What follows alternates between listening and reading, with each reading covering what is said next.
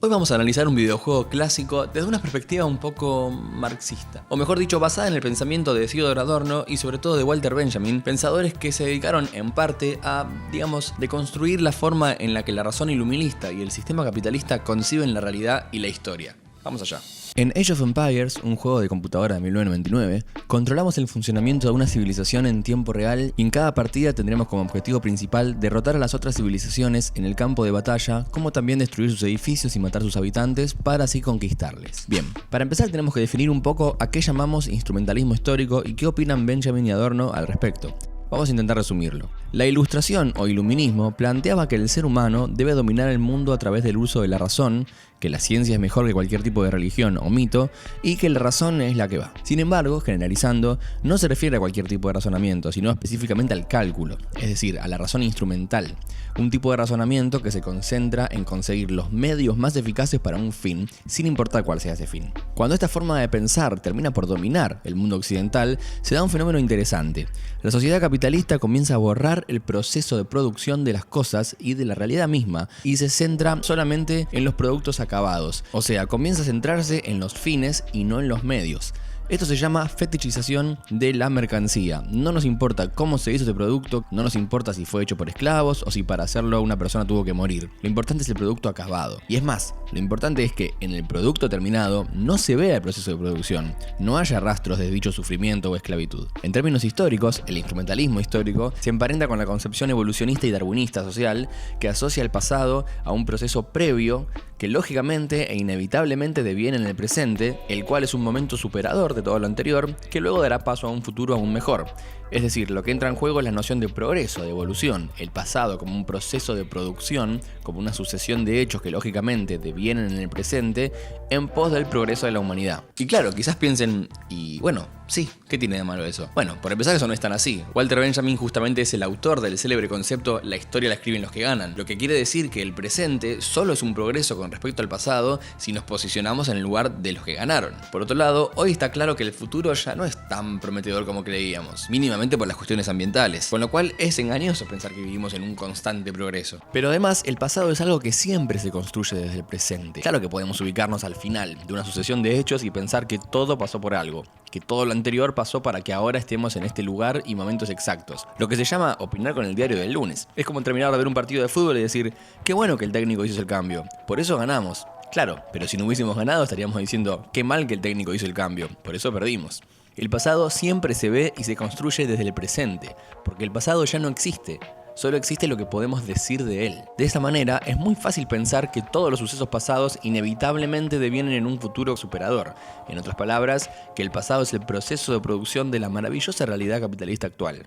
El problema es que la realidad capitalista no es tan maravillosa, ¿o sí? Volvamos al juego.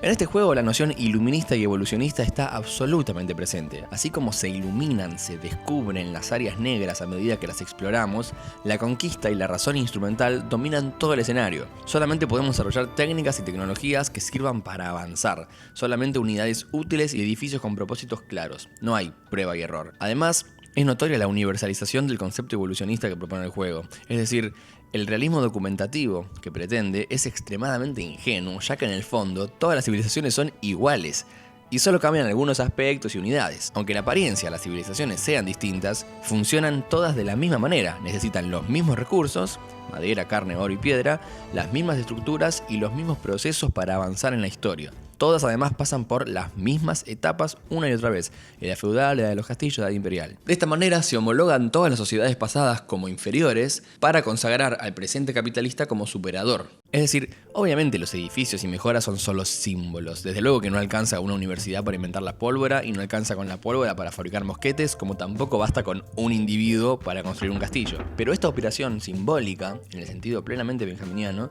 es la de reemplazar el todo por la parte. Así como el proceso de producción se reemplaza por la mercancía, la historia oficial nos ha contado toda la vida que el faraón Keops construyó la pirámide de Giza. Sin embargo, no sabemos quiénes fueron los esclavos que realmente la construyeron. De la misma manera, las unidades que utilizamos no tienen nombre, no son personas, son útiles, son constructores, leñadores, jinetes, espadachines. Finalmente, el todo que permanece ausente en el juego es un todo mucho más grande, es el tiempo histórico, los cientos de años y millones de matices entre civilizaciones. Este videojuego justamente muestra un pasado que avanza de manera lógica y progresiva hacia el presente. Es interesante pensar además que el conflicto es siempre con el otro, nunca en el interior del grupo comandado por el jugador.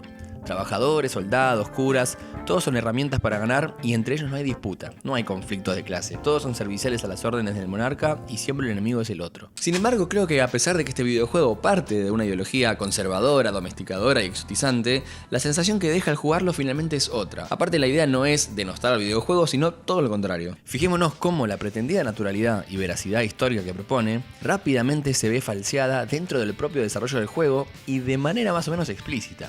¿Por qué digo esto? En el modo de partida aleatoria, el más jugado sin dudas, en el que jugamos partidas contra la IA o contra amigues, todos los recursos que antes eran usados para contar una versión hegemónica de la historia, ahora son mezclados y distribuidos azarosamente, generando combates entre civilizaciones que nunca podrían haberse conocido, como aztecas y vikingos o celta contra coreanos. Estas guerras sin motivación, sin ningún detonante, entre civilizaciones aleatorias, terminan poniendo de manifiesto lo inverosímil de este tipo de historicidad.